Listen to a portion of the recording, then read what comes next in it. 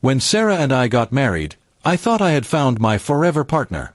We had been together for 5 years before tying the knot, and I believed we understood each other perfectly. She had a male best friend named Eric, and while I never really liked how close they were, I trusted her completely. Eric was always around, helping her with errands, talking late into the night, even joining us for dinner sometimes. I told myself it was harmless, just friendship. But I didn't realize how wrong I was. Things started changing about 2 years into our marriage. Sarah began spending more time with Eric than with me. If I suggested a date night, she'd say she was busy. If I asked her to go out for a weekend trip, she'd say, "Eric and I already have plans."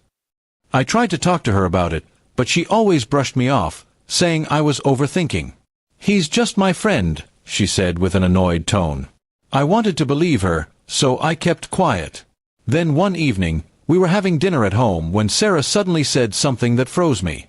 "I think we should make our marriage more open-minded," she said. I didn't understand what she meant, so I asked her to explain. She smiled and said, "I want Eric to be a part of our marriage."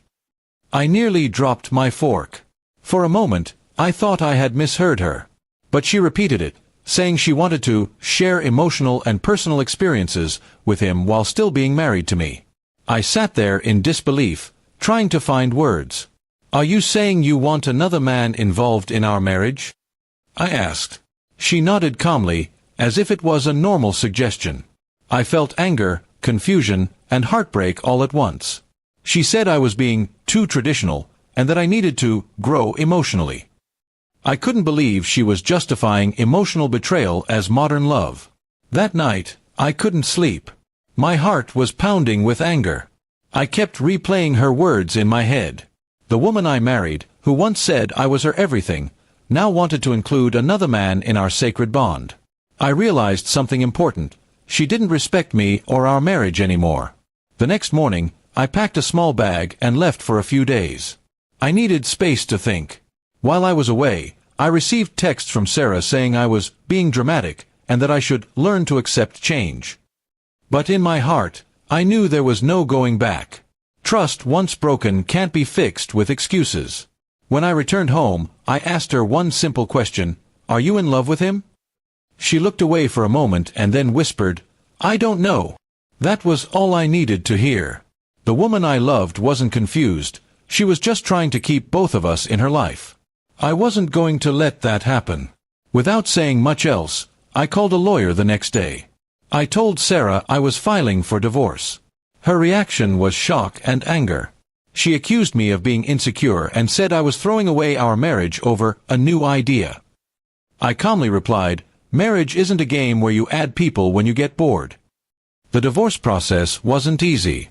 She tried to make me feel guilty, even crying and saying I'd regret it. But I stood firm. I had already spent too long trying to save something she had already given up on. The day the papers were finalized, I felt both sad and free. It was like closing a painful chapter. A few months later, I heard she and Eric had started dating openly. It didn't surprise me. What shocked me was how quickly she moved on, as if our years together meant nothing. But instead of feeling bitter, I felt relieved. At least now, everything was in the open. Looking back, I realize love without respect is an illusion. Sarah thought she could redefine loyalty to fit her desires, but that only revealed who she truly was. I gave her my trust, and she gave it away to someone else. Life after the divorce has been peaceful. I moved to a new apartment, started focusing on my work, and reconnected with old friends. I learned that sometimes walking away isn't weakness, it's self-respect. If Sarah ever realizes what she lost, it won't matter. Because I've already found something more valuable than her love, my dignity. And that's something I'll never let anyone take from me again.